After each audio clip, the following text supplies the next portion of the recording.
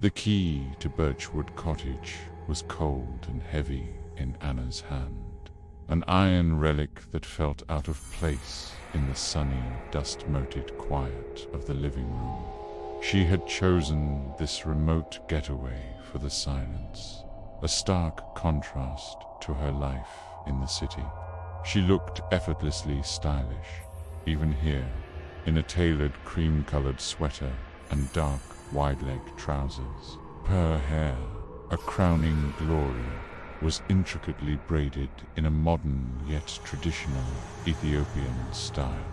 The patterns of the braids a testament to hours of skilled hands, now feeling strangely fragile against the creeping dread of the cottage. She set the key aside and read the welcome note. The first few rules were practical sticky locks, slow hot water, but the last three made her pause. Do not, under any circumstances, open the basement door. You have the only key. We have the other. Never look for it. She dismissed it as the owner's idea of a joke, a cheap attempt to add character. She spent the day unpacking, the fine gold jewelry at her wrists and ears catching the light. The silence of the woods outside a comforting blanket. But as night fell and rain began to tap against the windows, the silence grew heavy, and the house seemed to hold its breath. It started with a soft, metallic scrape from the hallway. When she investigated, the house was empty, but her eyes were drawn to the basement door. It was a slab of dark wood under the stairs, with a keyhole that looked like a black, unblinking eye. She felt the weight of the key in her pocket and, for a fleeting, foolish moment, considered proving the fear wrong right then. But she didn't. That night, tucked under the covers with a book, the sounds began in earnest. A heavy thump from directly below her bed. Then a new sound, a soft, rhythmic tick, tick, tick, coming from the heating vent. It sounded like a fingernail tapping on metal, heart hammering.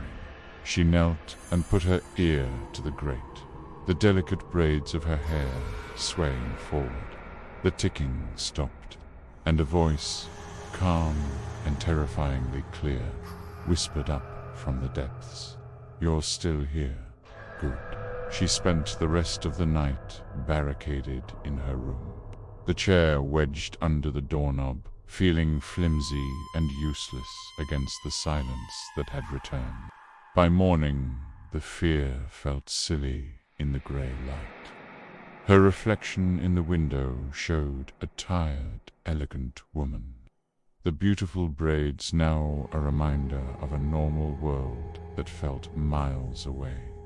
This was ridiculous. She was a modern, rational woman, not a character in a campfire story. She would open the door, see a boring basement, and reclaim her peace of mind. With a resolve she didn't fully feel, she marched to the basement door, the key clutched in her sweaty palms. She slid it into the lock. The click was deafening in the quiet house. She took a deep breath, ready to turn it and be done with the nonsense. And that's when she saw it. From the other side of the door, pressed against the keyhole, was a single, unblinking blue eye. It was staring directly at her. Anna recoiled, a strangled gasp escaping her lips. The key slipped from her trembling fingers and clattered to the floor. The eye vanished, and then the laughter started. It was a low, wet, guttural sound that seemed to seep through the wood of the door, a noise of pure, ancient malice. It was followed by 3 soft, polite knocks. "You found it?" the voice said, calm and clear from the other side. The doorknob began to jiggle. then rattled with a violence that shook the entire frame. Paralysis broke.